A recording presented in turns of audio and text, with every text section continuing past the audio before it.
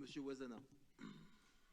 Maire, chers collègues, seul un esprit dérangé pourrait se réjouir, ou même pire, rester indifférent aux souffrances des victimes civiles de toutes les parties et de toutes les guerres, quelles qu'elles soient. Mais je souhaite exprimer mon opposition concernant ce vœu présenté par mes collègues du conseil municipal, que je considère particulièrement malhonnête. Pour commencer, est-il nécessaire de rappeler que c'est la guerre avec toute son horreur.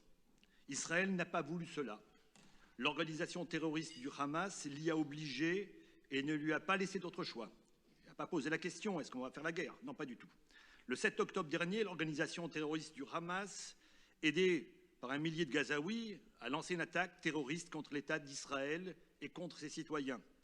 Après avoir tiré plus de 5000 roquettes en 24 heures sur le territoire et les villes israéliennes, le Hamas et ses affidés ont franchi la frontière de l'État d'Israël, définie par le vote de l'ONU, résolution 181 du 29 novembre 1947. Ils ont alors, dans des conditions atroces, assassiné sans distinction plus de 1200 civils, hommes, femmes, enfants, nourrissons, personnes âgées, et ont blessé plus de 9000 personnes. Et enfin, kidnappé plus de 240 personnes, incluant des nourrissons, des enfants et des personnes âgées. Malheureusement, les femmes israéliennes ont été particulièrement touchées. Elles ont subi de nombreux viols et violences sexuelles avant d'être assassinées dans des conditions de brutalité et d'atrocité inimaginables. Par respect pour le conseil municipal, je tairai l'ignominie de ces atrocités.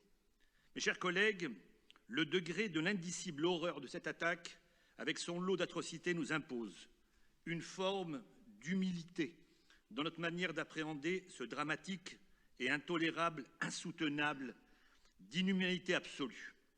Rétablissons la vérité. J'ai bien pris le temps de lire ce vœu.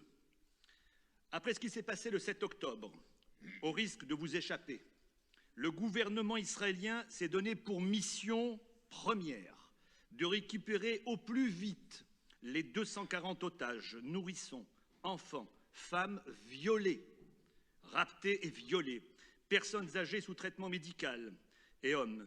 Et pour finir, la mission d'éradiquer définitivement l'organisation terroriste assassin du Hamas, même au prix d'être la cible des critiques mondiales, vous nous en faites la démonstration. Je reviens sur le siège de Gaza. Pour votre info, le gouvernement israélien a levé le siège de la bande de Gaza à différentes reprises, en sachant bien qu'une grande partie de l'aide internationale qui rentrera à Gaza finirait irrémédiablement dans les tunnels du Hamas ou sur les comptes bancaires de ses dirigeants planqués au Qatar et en Turquie, au grand désarroi de la population gazaoui qui subit depuis 16 ans l'hégémonie de ces assassins du Hamas. Alors, j'ai lu condamne avec la plus grande fermeté les attaques indiscriminées par les forces israéliennes que rien ne saurait justifier, n'importe quoi. Mes chers collègues et consoeurs, nous sommes les premiers à déplorer les victimes d'où qu'elles soient. La célébration des guerres et des massacres qui y sont liés n'est absolument pas dans notre nature, dans notre ADN et dans notre culture. Une nouvelle fois, et au risque de vous déplaire, le Hamas a initié cette course dans l'horreur. Il en est le seul et l'unique responsable. Le soldat et le peuple israélien n'en fait pas une question de vengeance, mais s'arroge le droit de réagir enfin afin de protéger son peuple et son pays et sa famille. Je souhaite revenir sur cette attaque indiscriminée, formulation malhonnête, encore une fois indécente. Jamais une armée n'aura été autant attachée aux valeurs éthiques du respect de la vie humaine que l'armée d'Israël, Tsahal. J'en veux pour preuve les précautions prises pour éviter un maximum de victimes collatérales en prévenant les populations par tous les moyens possibles. Renseignez-vous.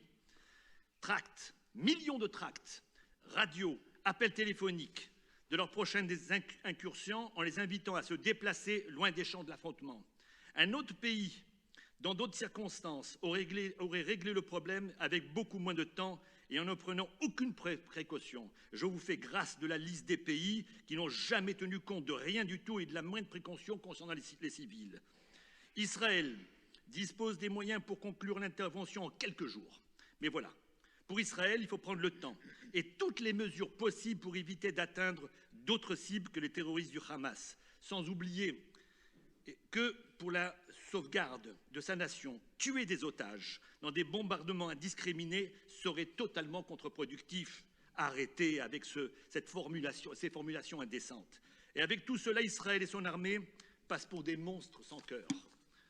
Appel à un cessez-le-feu, mon confrère venait d'en parler. Mes chers confrères, soyez conscients que ceux qui réclament aujourd'hui un cessez-le-feu n'ont rien compris à l'idéologie du Hamas. Ce serait une aubaine inespérée pour ce groupe terroriste, car il l'utiliserait toute la durée de la trêve pour reconstruire sa force militaire et créer une position plus forte.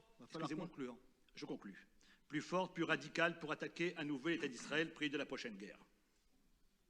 Ceux qui réclament un cessez-le-feu veulent en réalité empêcher Israël de se défendre. Certains sont aveugles. Je fais vite, monsieur le maire. Sont aveugles. Ils ne veulent voir que des civils dont les immeubles sont bombardés. Et je comprends cela. Cette vision est terrible, j'en conviens, et c'est épouvantable. Quand comprendront-ils que le seul responsable de ces malheurs, c'est le Hamas? Le droit international de l'ONU, vous en parlez. Organisation véreuse, corrompue, vous le savez, qui n'a de cesse de condamner Israël, alors que les guerres dans le monde font des millions de morts, de déplacés, de souffrances, qui ne sont jamais condamnés. Voilà. Je préfère arrêter là, parce que, monsieur le maire, vous me le demandez, je respecte mes confrères, j'arrête là.